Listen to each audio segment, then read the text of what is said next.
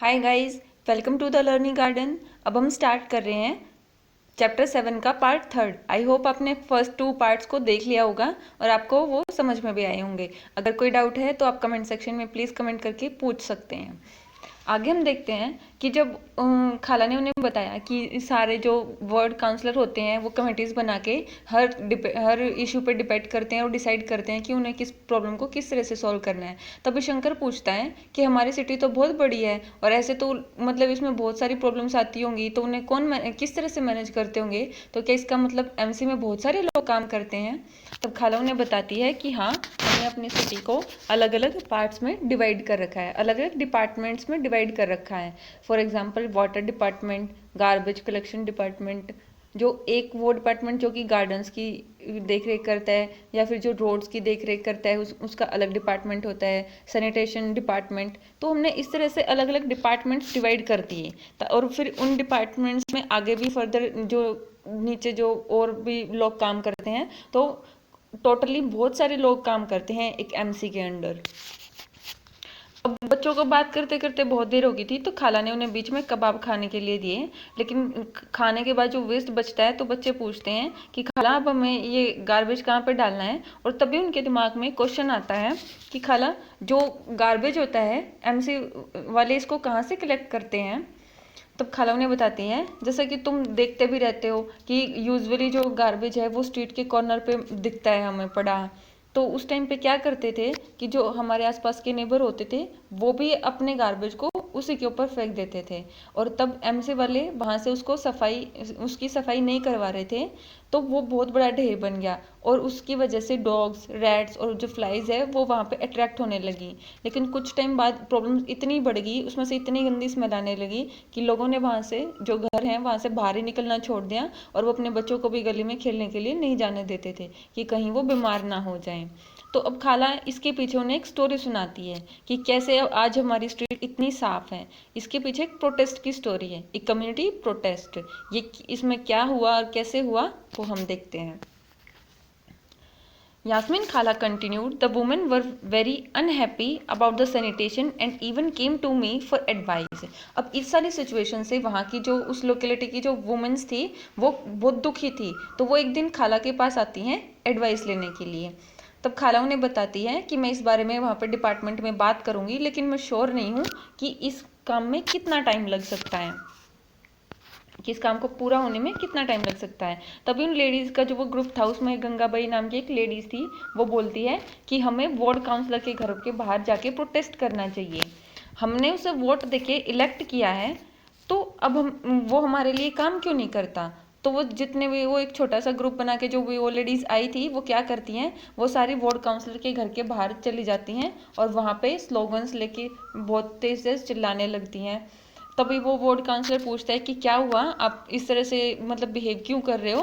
तो गंगाबाई ने उन्हें पूरी सिचुएशन डिटेल में एक्सप्लेन की। तो उन्होंने एक प्रॉमिस किया कि अगले ही दिन हम कमिश्नर से मिलने चलते हैं, अपनी प्रॉब्लम्स के बारे में डिस्कस करेंगे वहाँ जाके।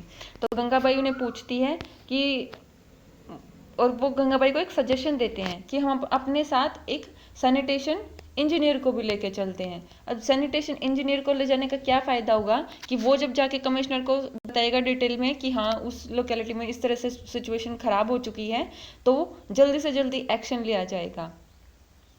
तो वो क्या करते हैं, अगले दिन गंगाबाई और वो जो बाकी की लेडीज साथ में थी, वार्ड काउंसलर, और वो एक अपने साथ में एक सैनिटेशन इंजीनियर को लेके वहाँ पे चले जाते हैं। कहाँ पे, म्यूनिसिपल कॉरपोरेशन के ऑफिस में चले जाते हैं। और इतने बड़े लार्ज ग्रुप को देख के कमिश्नर वहाँ पे एक्सक्यूज देने लगता है कि हमारे पास उस गार्बेज को मतलब वहाँ से साफ करवाने के लिए ट्रक्स नहीं है। तब गंगाबाई बहुत ही स्मार्टली आंसर करती है कि अच्छा, जो रिच लोकेलिटीज होती है वहाँ से गार्बेज कलेक्ट करने के लिए पास तो तुम्हारे पास ट्रक हो जाते हैं, लेकिन हमारी लोकेलिटी को साफ करवाने के लिए तुम्हारे पास ट्रक नहीं है। तो अब कमिश्नर फंस गया कि वो क्या जवाब दे। तो वो बोलता है ठीक है, हम इसको जल्दी से जल्दी साफ करवाएंगे। तब गंगाबाई बोलती है कि अगले 2 दिन में ये वहाँ से साफ हो जाना चाहिए, वरना हम इससे भी बड़े ग्रुप में आके यहाँ पे प्रोटेस्ट करेंगे। तो बच्चे पूछते हैं क्या अगले 2 दिन में फिर हमारी जो स्ट्रीट है वो साफ होगी। तो खाला बताती है कि नहीं, अगले 2 दिन में तो नहीं साफ हुई, हमें और ज़्यादा बड़े ग्रुप में वहाँ जाके प्रोटेस्ट करना पड़ा, तब जाके उन्होंने हमें सैनिटेशन सर्विसेज रेगुलरली प्रोवाइड करवानी शुरू की। तो अब ये सारी स्टोरी सुन के बच्चों को समझ में आया कि गंगाबाई को उस लोकेलिटी में सब इतना प्यार क्यों करते हैं, उनकी इतनी रिस्पेक्ट क्यों की जाती है, क्योंकि उन्होंने सबके हक के लिए एक लड़ाई लड़ी है, अपनी लोकेलिटी को साफ करवाने के लिए प्रोटेस्ट लड़ा है, सबसे आगे एज ए लीडर खड़ी हुई हैं वो। और उन्होंने ही, यानी कि उनकी जो हिम्मत देख के ही कमिश्नर की बोलती बंद होगी और उन्होंने इस काम को जल्दी से जल्दी करवाया। बच्चे जो खाला जो उन्हें स्टोरी समझा रही थी, जो भी कुछ उन्हें बता रही थी, उसको बहुत ही अच्छे से सुन रहे थे, उन्हें बहुत ही इंटरेस्ट आ रहा था। अब उन्हें ऑलमोस्ट उनके सारे सवालों के जवाब मिल गए थे, तो वो खाला को थैंक्स करके घर जाने लगे। लेकिन जब वो गली में निकले तो उन्हें वहाँ पे अंधेरा सा दिखाई दिया और तब उन्हें याद आया कि हमने तो स्ट्रीट लाइट तोड़ दी है, और अंधेरा दिखने की वजह से वो क्या करते हैं, वो वापस से खाला के घर की तरफ भाग आते हैं अंदर की तरफ। तो ये थी स्टोरी। अब हमने इस चैप्टर में जितनी भी स्टोरी थी वो सारी कवर कर ली हैं। हमने गंगाबाई का रोल भी देख लिया कि किस तरह से वहाँ पे कम्युनिटी प्रोटेस्ट हुआ और उस प्रोटेस्ट की वजह से वहाँ पे रिजल्ट क्या निकले। ठीक है, अब एक छोटा सा पॉइंट और रहता है जो खाला ने बच्चों को नहीं बताया। अब वो क्यों नहीं बताया वो भी हम देखते हैं। वट हैज़ चेंज सिंस खाला रिटायर्ड, कि खाला के रिटायर होने के बाद अब म्यूनसिपल कॉरपोरेशन में क्या क्या चेंजेस हो गए थे।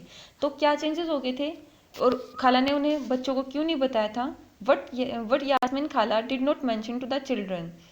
What was that in recent times, कि उस टाइम पे ऐसा क्या हो रहा था जिसे यास्मीन खाला ने बच्चों को नहीं बताया।